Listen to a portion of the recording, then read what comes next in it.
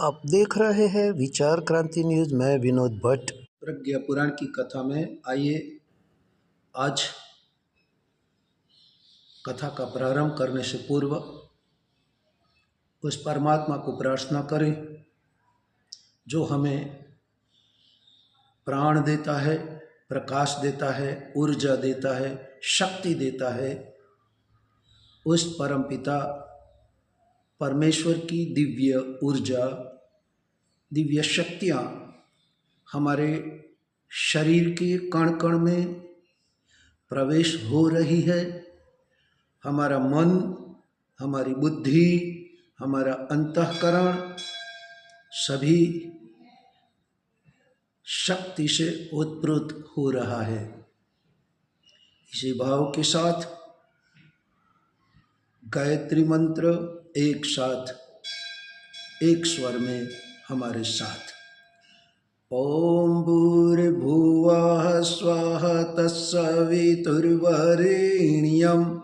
भर्गो देवस्य धीमहि धियो यो नः प्रचोदयात्।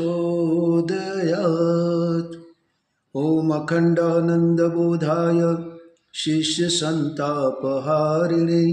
सच्चिदानंदरूपाय तस्मै श्री गुरवे नमः। मातृवत् लालयित्री च पितृवत् मार्गदर्शिका नमोस्तु गुरुसत्तायै श्रद्धा प्रज्ञायुता च या।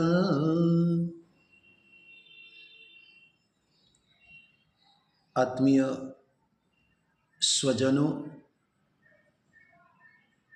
भाइयों बहनों, भक्तजनों,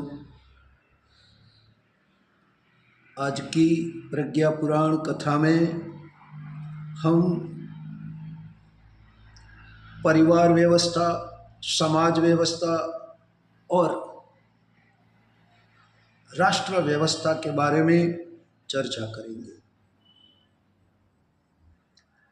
ऋषि धौम्य बताते हैं कि पारिवारिक परंपरा, पारिवारिक व्यवस्था पहले कैसी थी और वर्तमान समय में कैसी है, इस पर आज चर्चा करेंगे। तो भाइयों बहनों, पहले परिवार व्यवस्था बहुत ही शानदार थी, बहुत ही सुख, शांति, समृद्धि, सहकारिता, संगठितता और एकत्व का भाव रखने वाली थी।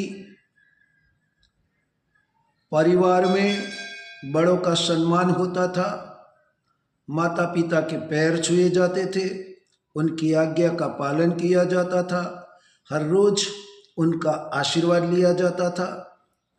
अपने घर में, मंदिर में बैठकर भगवान से प्रार्थना की जाती थी।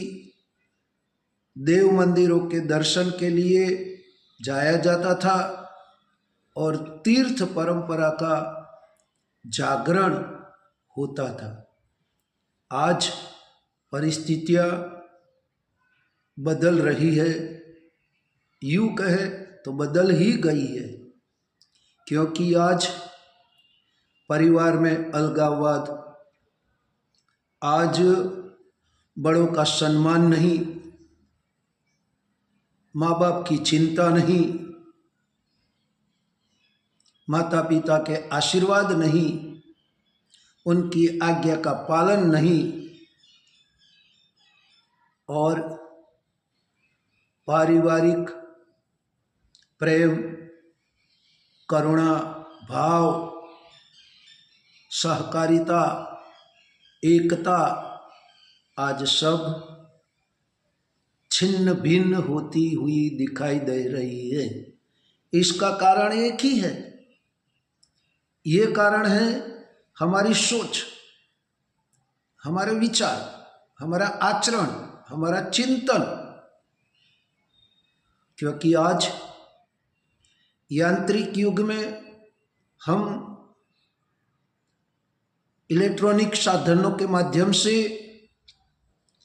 अपनी पारिवारिक जिम्मेदारियों से, सामाजिक जिम्मेदारियों से, राष्ट्र की जिम्मेदारियों से शायद ऐसा लगता है कि मुंह मोड़ रहे हैं।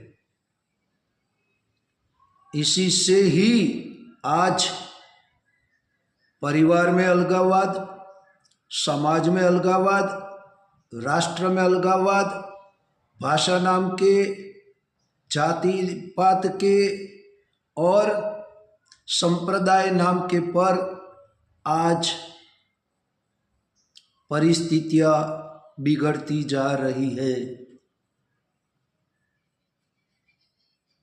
राष्ट्रीय एकता, सामाजिक एकता आज दिन प्रतिदिन लुप्त होती जा रही है। इसका कारण एक ही है कि हम आध्यात्मिकता को भूल गए और भौतिकता को गले लगा दिया।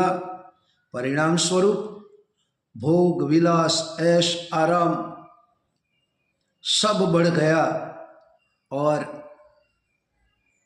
आध्यात्मिक क्षेत्र में हम पहले जो उपासना करते थे, साधना करते थे, आराधना करते थे, प्रभु का भजन करते थे, कीर्तन करते थे, सत्संग करते थे, आज वो परंपरा परिवार में से लुप्त हो गई और इसके बदले में आज मोबाइल ने जगह ले ली।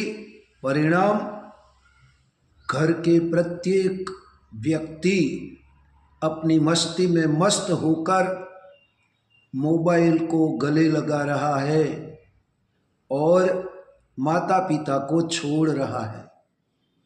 पारिवारिक परंपरा को, सांस्कृतिक मूल्यों को, नैतिक मूल्यों को आज इंसान भूलता जा रहा है।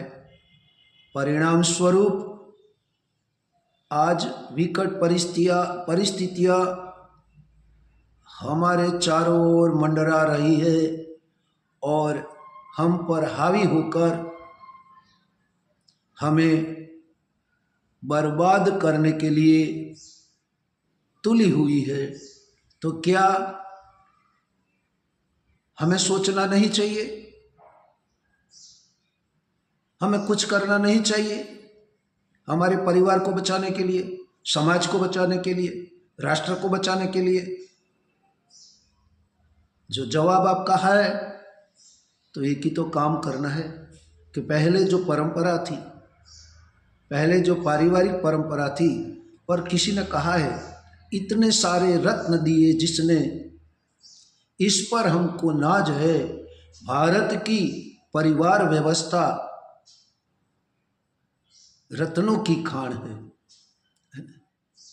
इस भारत की परंपरा ने, पारिवारिक परंपरा ने भगवान राम को जन्म दिया था, भगवान कृष्ण को जन्म दिया था, भगवान बुद्ध को जन्म दिया था, स्वामी विवेकानंद को जन्म दिया था, रामकृष्ण परमहंस को जन्म दिया था, शिवाजी महाराज को जन्म दिया था, सरदार वल्लभ भाई पटेल को जन्म दिया था और वर्तमान समय में युग ऋषि परम पूज्य गुरुदेव को भी जन्म दिया था। तो ये परिवार में अवतारी चेतना महामानवों का अवतरण हुआ था और धर्म को, मानवता को, संस्कृति को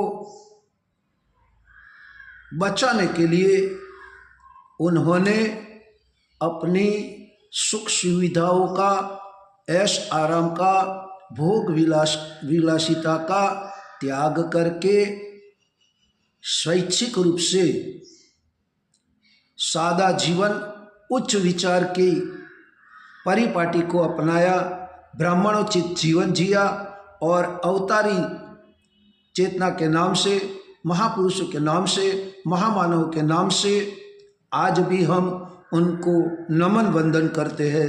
तो भाइयों बहनों, इसका कारण एक ही है कि हमें अब वापस लौटना है और सोचना है कि अभी नहीं सोचेंगे तो कभी नहीं सोचने का समय मिलेगा। आज परिस्थितियां बिगड़ रही है, आंतरिक जातिवाद के नाम पर, भाषावाद के नाम पर शीत युद्ध हो रहा है। तो आइए इसे बचने के लिए हम कटिबद्ध हो जाए और हमारी संस्कृति की विरासत को, हमारे सनातन धर्म को, हमारी हिंदू संस्कृति को, हमारी मानवता को बचाने का प्रयत्न करिए। कटिबद्ध होइए, उठिए, जागिए और विवेकानंद जी का वो वाक्य याद कीजिए।